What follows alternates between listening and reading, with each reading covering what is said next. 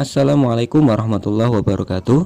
Alhamdulillah, pada kesempatan kali ini kita bisa bertemu kembali. Semoga kita selalu dalam keadaan sehat walafiat. Amin amin ya rabbal alamin. Pada pelajaran fikih kali ini kita akan belajar tentang bersuci dari najis dan hadas. Pertama yang akan kita pelajari itu adalah pengertian najis ya. Pengertian najis ini pastinya anak-anak sudah ada yang tahu, namun mungkin agak susah untuk mengungkapkannya. Nanti kita akan pelajari bersama. Kemudian yang kedua adalah dasar hukum bersuci. Nah, ini kita nanti akan ambilkan dari Quran ya, dalil Al-Quran. Nanti kita akan bacakan bersama dan memahami apa isinya. Kemudian yang ketiga adalah macam-macam najis. Nah, mungkin dari adik-adik semuanya, dari anak-anakku semuanya sudah pernah belajar tentang macam-macam najis ya. Ya, nanti kita akan mengulangi lagi, atau mungkin dari anak-anakku ada yang belum tahu sebelumnya, nanti kita akan pelajari.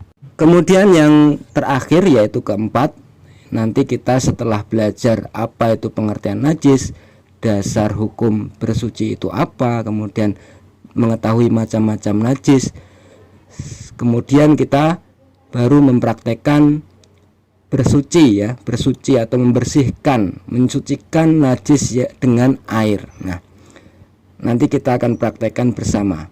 Maka dari itu anak-anakku yang berbahagia, nanti diperhatikan dengan seksama dari proses pengertian, kemudian dasar hukum bersuci, kemudian macam-macam najis, harus mengetahui satu persatu, dan jika ada yang menurut kalian harus ditulis, silahkan ditulis di buku tulis kalian.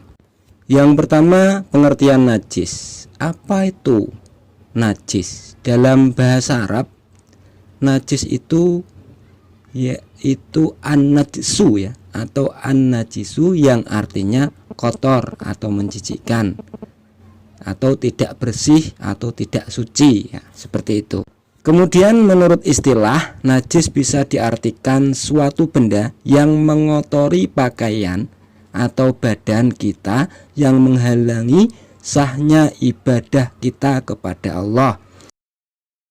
Yang kedua adalah dasar hukum perintah bersuci. Di sini kita mengambil dari Quran surat Al-Mudassir ayat keempat dan Quran surat Al-Baqarah ayat ke-125. Yang pertama dari Quran surat Al-Mudassir ayat 4, wa thiyabaka fatahhir, yang artinya dan pakaianmu bersihkanlah.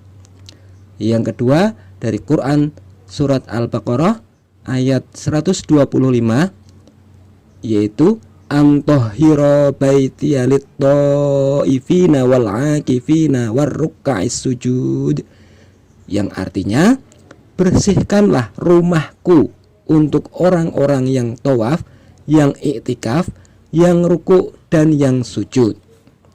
Sekali lagi, untuk dasar hukum perintah bersuci, yang pertama dari surat Al-Mudassir ayat keempat, yaitu wa thiyabaka fatahhir, yang artinya dan pakaianmu bersihkanlah. Kemudian yang kedua Quran surat Al-Baqarah ayat 125, antahhira baitiya lit-taifina wal 'akifina warruk'is sujud, yang artinya bersihkanlah rumahku untuk orang-orang yang tawaf, yang iktikaf, yang ruku' dan yang sujud. Selanjutnya macam-macam najis. Yang pertama najis mukhafafah atau ringan.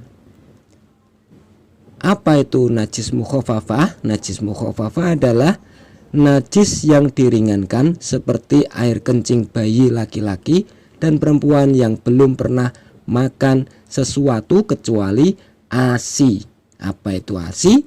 ASI adalah air susu ibu. Bagaimana cara mensucikannya? Cara mensucikannya cukup dengan memercikkan air ke bagian yang terkena najis sampai bersih.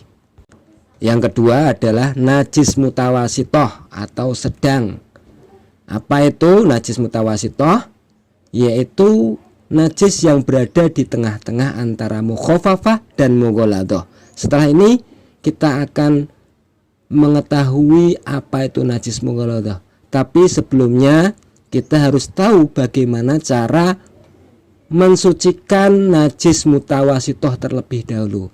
Caranya nanti setelah kita membagi atau najis mutawasitoh ini dibagi menjadi dua dulu ya, yaitu najis ainiyah dan najis hukmiyah. Najis ainiyah yaitu najis yang berwujud atau tampak, masih dapat dilihat dan dirasakan salah satu atau ketiga sifatnya, baik warna, rasa, dan baunya. Najis hukmiyah yaitu najis yang tidak tampak seperti bekas kencing. Nah, ini yang mungkin kadang kita tidak mengetahuinya. Percikan itu kadang nggak terlihat. Maka dari itu untuk kita semuanya harus berhati-hati ketika membuang air kecil atau membuang air besar. Kemudian bagaimana cara mensucikannya? Cara mensucikannya yaitu cukup dibilas dengan air sehingga hilang semua sifat bau, warna, dan rupa. Dengan cara membilas ini bukan berarti cuma dibilas ya, kita cuci, maksudnya kita cuci bersih, kita bilas dengan air dan kita jemur. Kemudian nanti setelah itu bau, warna, dan rupanya kemudian sifatnya juga sudah hilang, itu insya Allah sudah bersih. Najis yang ketiga yaitu najis mughaladah, yaitu najis yang sangat berat. Ya, najis mughaladah ini adalah najis yang diperberat, maksudnya seperti anjing dan babi, kemudian termasuk juga air liurnya, kemudian spermanya, kemudian anak-anak dari hasil persilangan dengan hewan lain mungkin ya, seperti itu. Jadi ketika ada anjing yang kawin dengan kambing terus kemudian melahirkan anak, itu termasuk najis karena persilangan dari anjing dan kambing, seperti itu. Cara mensucikannya yaitu lebih dulu dihilangkan wujud benda najis itu, baru kemudian dicuci dengan air bersih sampai 7 kali, dan di salah satu membersihkan 7 kali tersebut dicampur dengan debu. Nah, seperti itu cara mensucikan najis mughaladah. Yang terakhir adalah mempraktekkan bersuci dari najis dengan air. Nanti ada najis mukhafafah, kemudian najis mutawasitoh, dan najis mughaladah. Itu yang mungkin bisa saya sampaikan kepada anak-anakku semuanya. Semoga dengan ini kita mengetahui apa itu najis dan pembagiannya, macam-macam najis, dan cara untuk mensucikan najis tersebut. Terima kasih atas perhatiannya. Setelah ini kita praktek mensucikan najis dengan air. Terima kasih. Assalamualaikum warahmatullahi wabarakatuh.